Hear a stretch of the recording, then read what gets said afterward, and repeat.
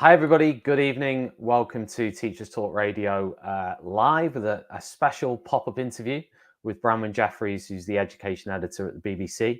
Absolutely amazing to be able to have this conversation with Branwen.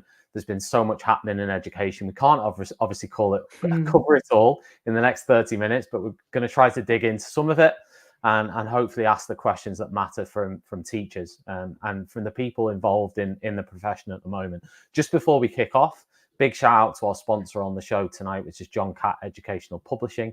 If you want to get involved and get your professional development off to a quick start, you can go to the John Catt website, johncattbookshop.com, use the code JCTTR2324 for 20% off all books from the John Catt website.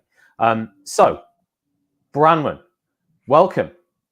It's great to be here. I was just reflecting. I have an ongoing dialogue with teachers, and people sometimes, message me or text me or, grab my elbow when I'm passing through their school. But it's great to have the chance to have a more relaxed conversation and to reflect on some of the work that we do. Amazing. Well, listen, in case anybody doesn't know, do you want to just introduce yourself really briefly to everybody in terms of what you actually do? So I'm Branwen Jeffreys. I'm the education editor for BBC News. I'm actually the first education editor for BBC News. It was a post that was created in 2015, which is when I took it up, in recognition of the importance of education, children and young people to the BBC. If you think of everything we do outside news, CBeebies, all the educational material, all the revision stuff on bite size, and also increasingly also some resources for teachers as well. So even though there have been many fantastic people who had reported on education over the years, including the late Mike Baker, who some people might remember, there was a feeling that in creating an on-air editor post, which is what my job is, you could give it a bigger push. So my remit is to report on education across all of the main national platforms for the BBC. So that's TV, radio, and I also write for online. And actually today I've been doing all three of those, as well as putting out loads of stuff on socials as well. And this. And this at the end of a long day. My day started at this computer at about 6 o'clock this morning, so that I could go live on the Today programme on Radio 4 at 6:30. You must never get bored, though. Oh, absolutely never bored. I mean, I love my job, and education is endlessly fascinating because it's about people. So it's about the kids, it's about the teachers. Actually, our team covers childcare, schools, colleges, further education, and higher education. So it's an insanely big brief. We can't do everything, but it does mean there's always interesting stuff to delve into. So prioritizing becomes really important. In the last, let's dig straight into the conversation. In the last sort of year or so, obviously, one of, if not the biggest story in education has been the death of Ruth Perry and the subsequent events that have sort of transpired from there, from that event, including the inquiry and the results of that inquiry. Now, you've been heavily involved in that from the outset. You've almost become sort of, you can tell me whether you think this is true or not, but I feel like you have been that chief reporter on that story. People sort of recognize and associate you with reporting on that. Obviously, you're the education editor at the BBC, so partly that's true, but it almost feels like you've been there, haven't you? And, what were your experiences, of going through that for the last year in close proximity with Julia Waters, the sister of Ruth Perry, with all the other people involved? Can you summarize it? Can you tell me anything in terms of your personal experience of it all? Well, I think two things shaped it really early on. I was actually away on holiday when Professor Julia Waters, Ruth Perry's sister, first spoke out locally. And I came back a few days later and I had this pile of messages saying, you've got to look at this. Actually, messages from people connected to Julia Waters trying to get in touch with me to connect us. And so very early on, I went to see her privately. So just me, to go and have an entirely private conversation, to hear what she had to say. And it was compelling with all the details that we know came out through the inquest. Also at that stage to really think about what it would mean for them as a family. So it was a conversation in which I tried to be very honest about what it would be like if she really wanted to step into the national media to talk about her family's loss and what they wanted to see changed, because inevitably you give up a little bit of your privacy. So, for example, it was inevitable. It would mean there were television cameras outside the inquest when family and friends were arriving. So I thought it was really important to be very honest about what the impact might be, and to hear how she felt about that and give her some thinking time about that. So that was one of the things that shaped our decision, meeting this person who was a formidable advocate for what had happened to her sister, was very, very clear about the fact that Ruth Perry had had no previous mental ill health in any significant way at all. But who also, I could tell, was resolute and determined and very resilient and was determined to keep speaking out. But that on its own, I think, probably wouldn't have got us to engage as fully and as quickly.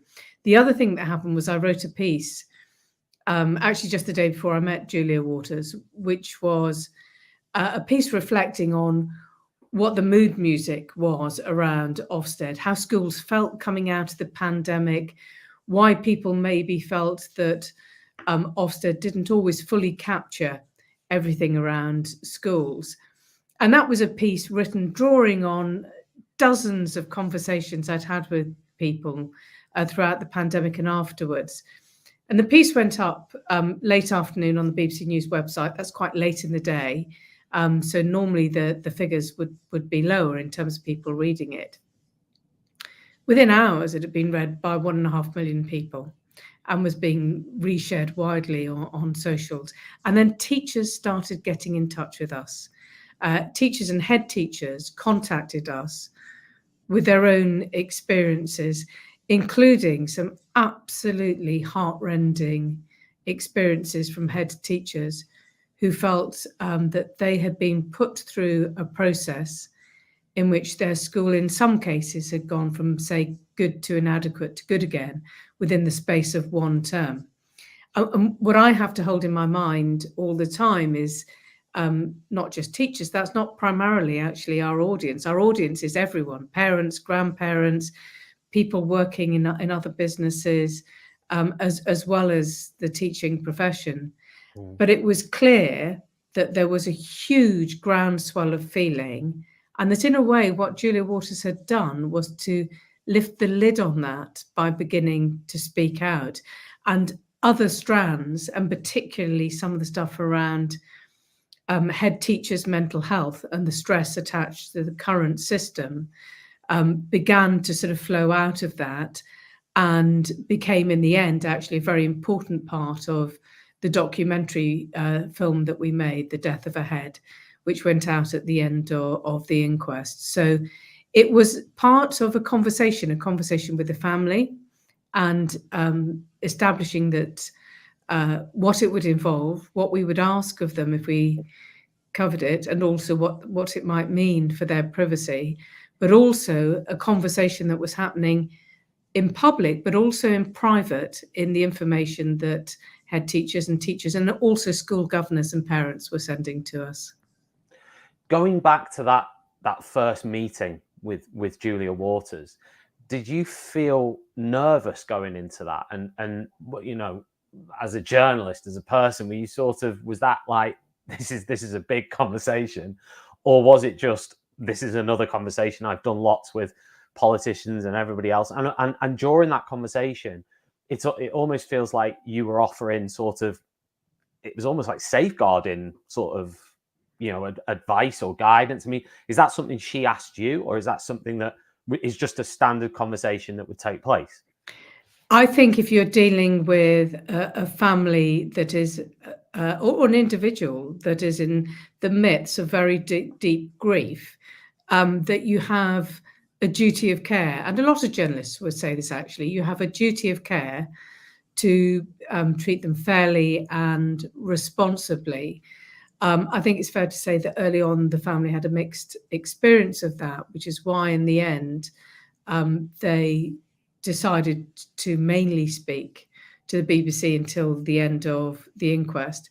And some of that is about being very honest and fair. And it included being very honest with Julia Waters, that sometimes we would be reporting other views that she might strongly disagree with, because that's my professional obligation to stand back and think, what are the different voices in this debate? But I think if you meet people, it's partly about being a decent human being, isn't it? Just you're meeting people in difficult circumstances. And over 3 decades of being a journalist, I've had to do that a number of times, whether it's in the wake of a terrorist incident or some scandal that comes out, and you're meeting people when they're exceptionally vulnerable. And I think it's important to be honest. That's what sits well with me. It also is what fits within our editorial guidelines, which are quite explicit. And I think particularly if you spoke to most documentary makers who work with people over a very long period of time, they would say that trust and honesty is absolutely essential in dealing with a family in that situation. And that includes being honest about your own professional boundaries and keeping, where necessary, holding information from different people in confidence at the same time, because that's what our job requires. Can you give an example? Like, how should education media, because there's lots of different education media, how should education media cover these huge events with sensitivity and courage? And can you give an example maybe of a time during this last year where you as education editor have had to grapple with a story or something you've done where you said, well, we're gonna do this, but it's been a hard sort of, like, we've had to have conversations about it, and maybe it's been a difficult one?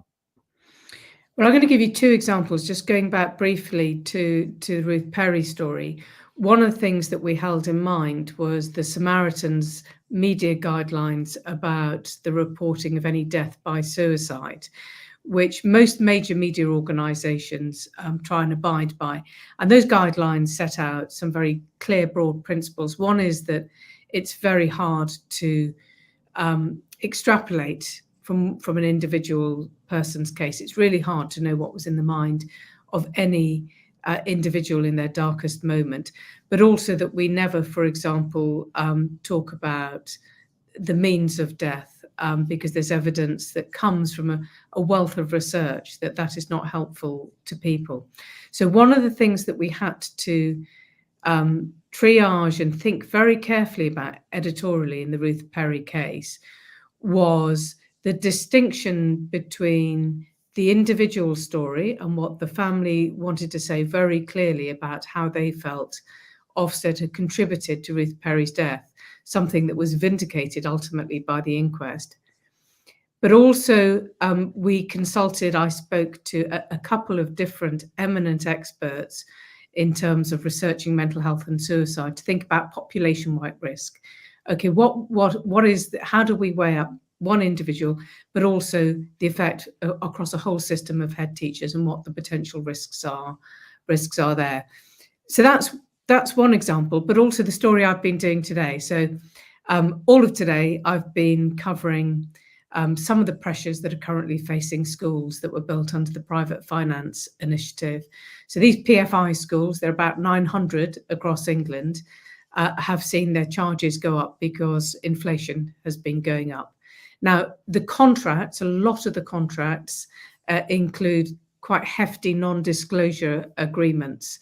And although head teachers aren't in those contracts, they're often parties to them because of the fact that the school pays.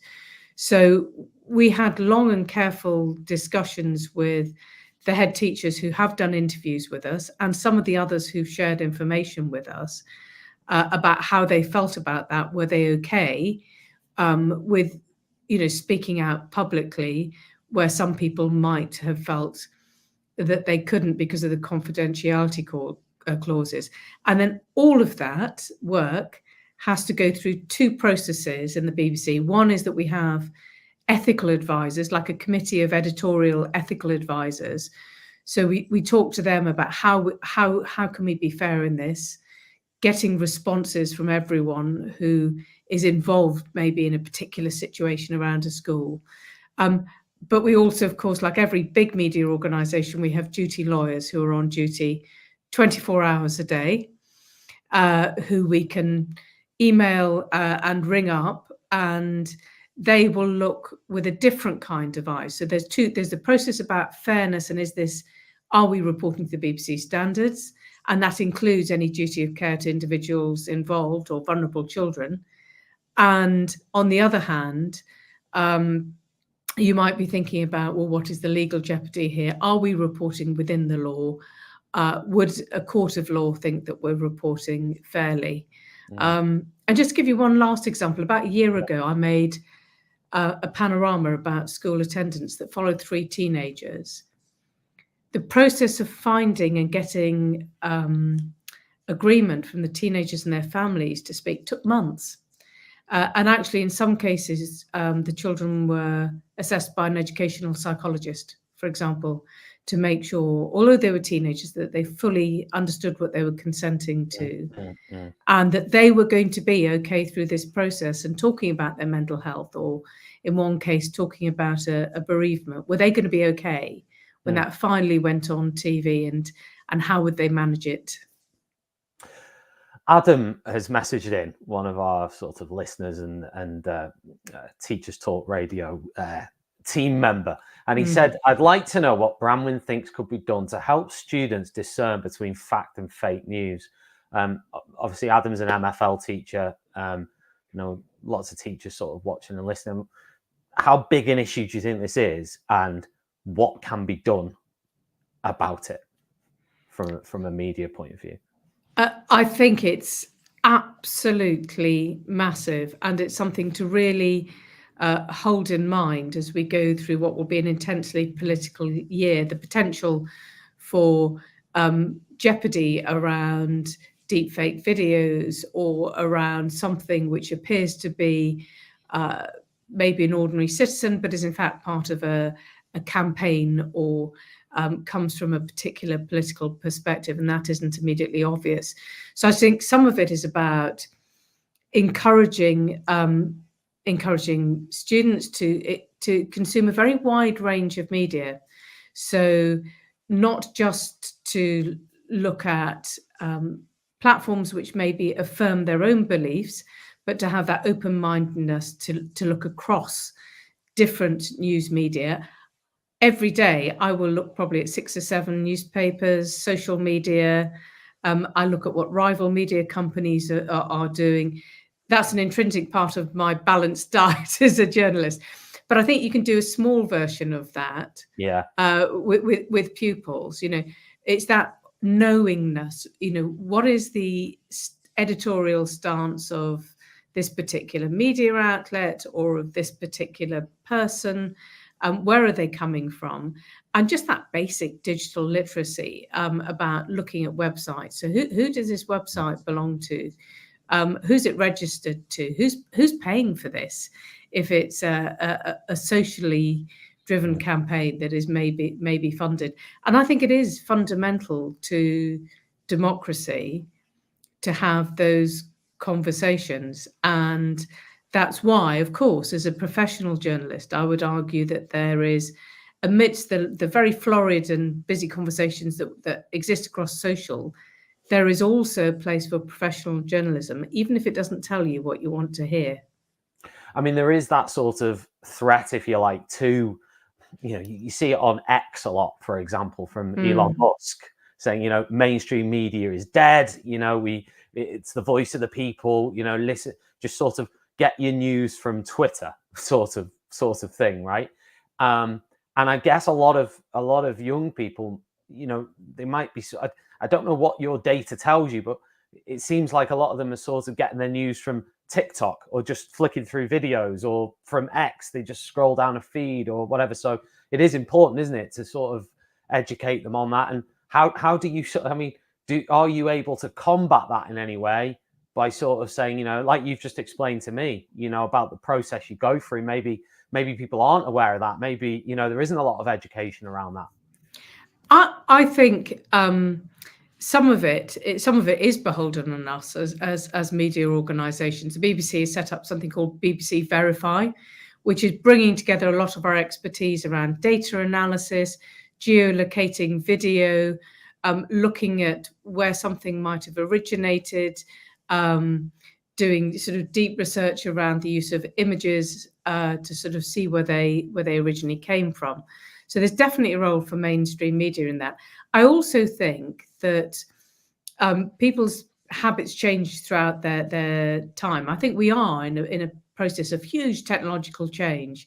We know that loads of people now, millions of people, get their news from streaming services, from podcasts, for us from the BBC app, and that's an easy way to check something. And I also know that if you look at a lot of the academic research around people's interest in different subjects, it changes as we go through life.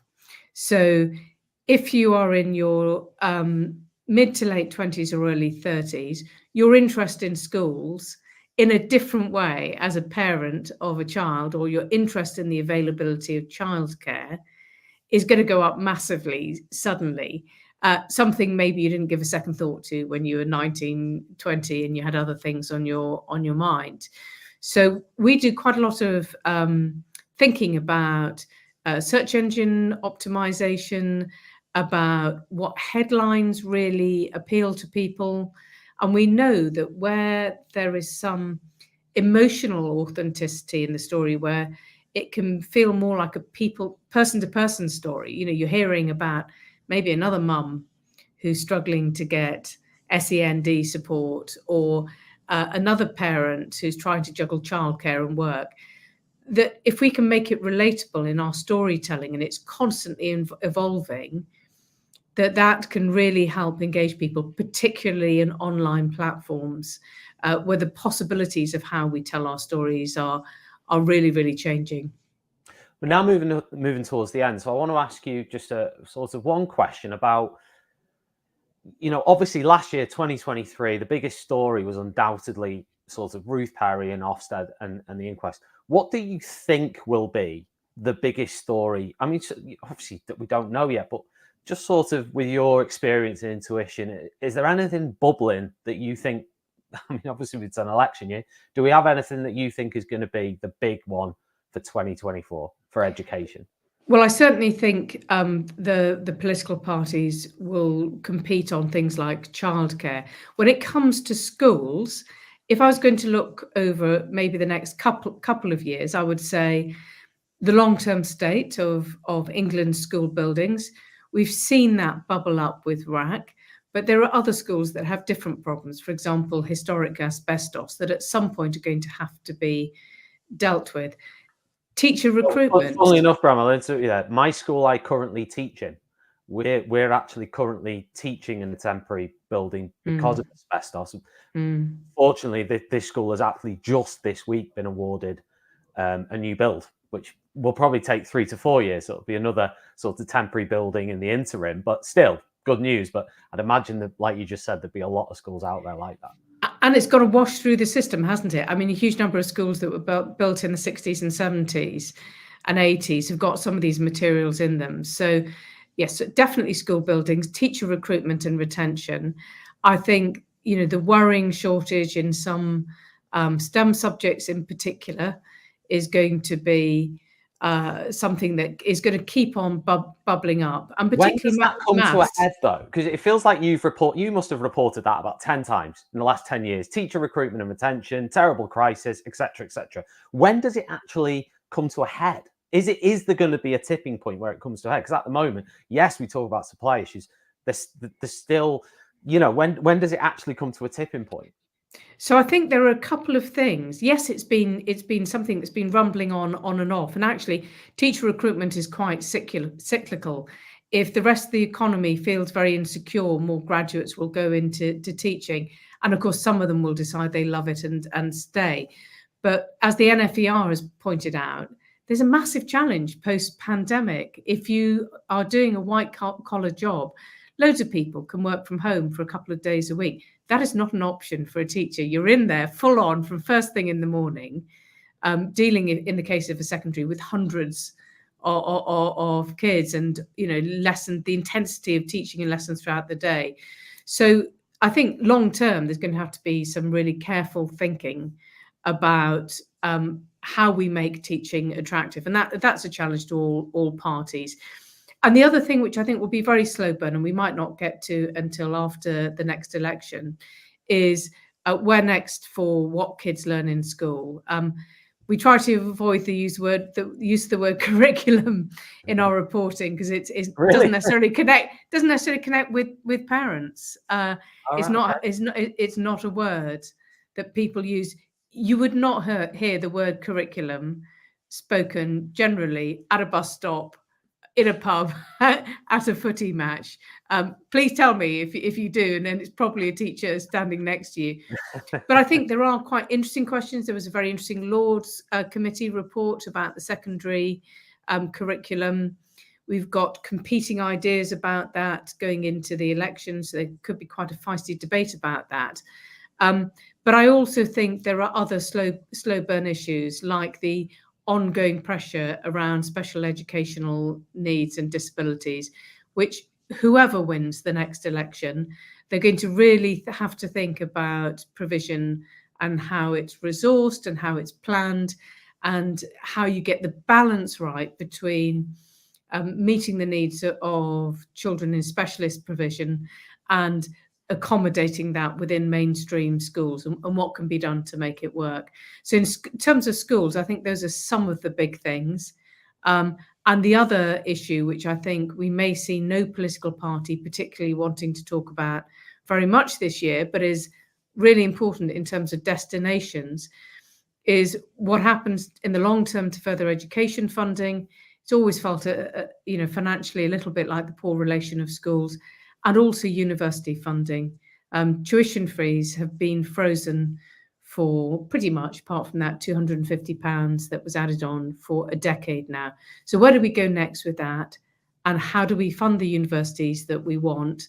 And how do we get young people to the destinations that they need to get to go on and have a fulfilled life? Because that's what education does, is it opens doors for you and opportunities for you. And that doesn't have to be through university. It's whatever's right for that young person. Definitely. Branwen, it's been fantastic. Thanks ever so much for giving up your time this evening to talk to us here. We've all really enjoyed it. So thank you ever so much, and hopefully talk again soon, and keep up the good work. My pleasure. Bye. That was BBC Education Editor Branwen Jeffreys in conversation with me. It's been great.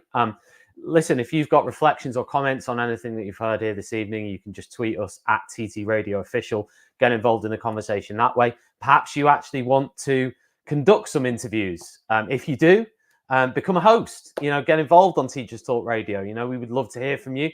Just drop us an email at info@ttradio.org, and we can send you an info pack or whatever you need to sort of get involved in what we're doing here. And finally, just a shout out to John Catt again, who sponsor our shows on TTR. They really support the work that we're doing, and we really appreciate everything that they do. And one of the things you can do is you can visit their website, johncattbookshop.com. You can benefit from 20% off all of their books, any and all, by using the code JCTTR2324 for 20% off any books, all in any books that you order through the John Catt website. At TTR, we are live in an hour with Ray. So if you want to listen to that one, you can catch that on the TTR website, ttradio.org. Just click listen live at the top and you can listen to Ray, who is an amazing host, who will be broadcasting live in about 59 minutes. So it's been wonderful, and I'll be back at 7:30 next Monday night for my show as normal, and see you all soon.